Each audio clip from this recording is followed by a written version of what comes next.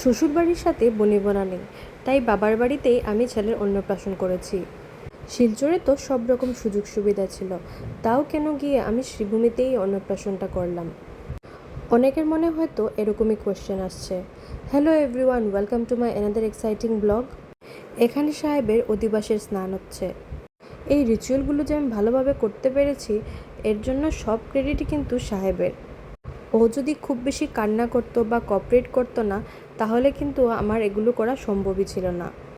একজন আমাকে লিখেছেন, বাচ্চাকে কষ্ট দিয়ে সব রিচুয়াল করা কি খুবই জরুরি? না, বাচ্চা থেকে কোনো রিচুয়ালই বড় না, কিন্তু আপনারা এখানে দেখতে পাচ্ছেন যে সাহেব খুব বেশি এনজয় করছে রিচুয়ালগুলো। ও কিন্তু একটুকু কান্না করেনি। যদি কান্না করতো তাহলে তখনই আমি সব রিচুয়াল বন্ধ করে দিতাম, বিকজ আমার কাছে বাচ্চার সেফটি আর খুশির থেকে বড় কিছুই না। একজন একজন করে সবাই সাহেবকে আশীর্বাদ করলো। আমার মা, মাসি, আমার শাশুড়ি মা, আমার ছোটো মামি শাশুড়ি, আমার ননদ, আমার হাজব্যান্ড সবাই মিলে সাহেবকে প্রাণ ভরে আশীর্বাদ করলো। এখানে যে সাহেবকে আশীর্বাদ করছে ও হলো গিয়ে রুমিদি। 1.5 মাস বয়স থেকেই সাহেবকে তেল মালিশ করে অনেক যত্নে রেখেছে। এরপর সাহেবকে আশীর্বাদ করলেন আমার বড় মামি আর একজন কাকিমণি।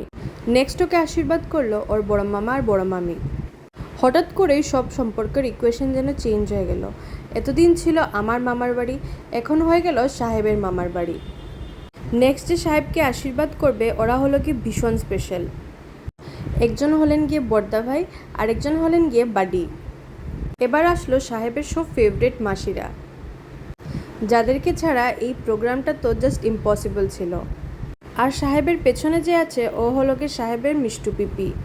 আমাদের সিলেটি কালচারে ঘাইয়ের পুজো করতে হয়। এখন এটা কেন করা হয় ঠিক আমার জানা নেই, তোমাদের জানা থাকলে আমাকে কমেন্ট বক্সে কমেন্ট করে জানিও। সিয়া দিয়ে যে এই চাল গুঁড়ো করতে হয়, এই রিচুয়ালটা আমার ভীষণ ভালো লাগে। বিয়ের পর থেকে অনেকবারই করেছি, স্পেশালি কাপলদেরকে বলা হয় এটা করার জন্য। রিচুয়ালটা করার সময় বুঝি বেশি শব্দ করতে নেই, না হলে বুঝি ঝগড়া হয়। সত্যিই কেমনটা হয় কমেন্ট বক্সে কমেন্ট করে জানাবেন। এসব করতে করতে অলমোস্ট 10টার উপরে বাজে। ভাবলাম গিয়ে একটু গলা ভিজিয়ে নিই। স্টার্টার্স কাউন্টার তো অলমোস্ট পুরো খালি। স্টার্টার্সে ছিল ফুচকা, দহি ফুচকা, পনির 65 আর সাথে কোল্ড ড্রিঙ্কস। তারপর ডাকা হয় আরেকটা রিচুয়াল করার জন্য। এটা আমি ফার্স্ট টাইম দেখছি আর ফার্স্ট টাইম করছিও। রিচুয়ালটা বুঝি কাউকে দেখতে নেই, তাই এইভাবে আমাদেরকে ঢেকে রাখা হয়েছে। এই রিচুয়ালটা করার সময় কথাও বলা যায় না। ভিতরে আমরা পূজা করেছি, একজন আরেকজনকে সিঁদুরের ফোঁটা দিয়েছি, সন্দেশ দিয়ে মিষ্টিমুখ করেছি। বেশ মজা লেগেছে এই রিচুয়ালটা করে। আর এটা তো ভীষণ আনএক্সপেক্টেড ছিল। রিচুয়াল করার পর যে আমাদেরকে দক্ষিণাও দেওয়া হবে, এটা তো আমাদের জানা ছিল না।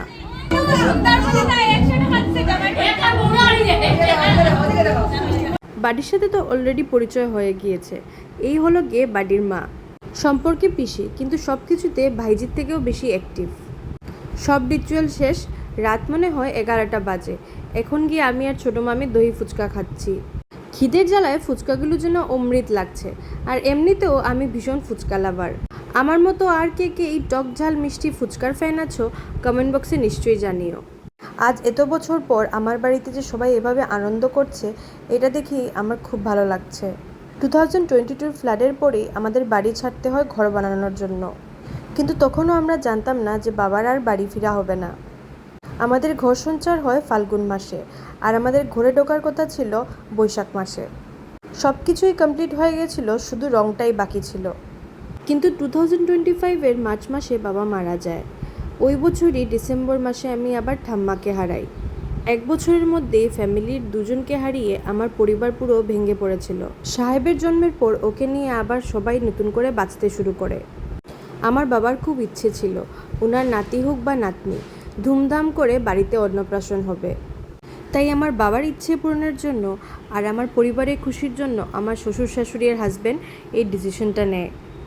কিছু কথা ছিল যা না বললেই হতো না, তাই ব্লগটা একটু বড় হয়ে গেল।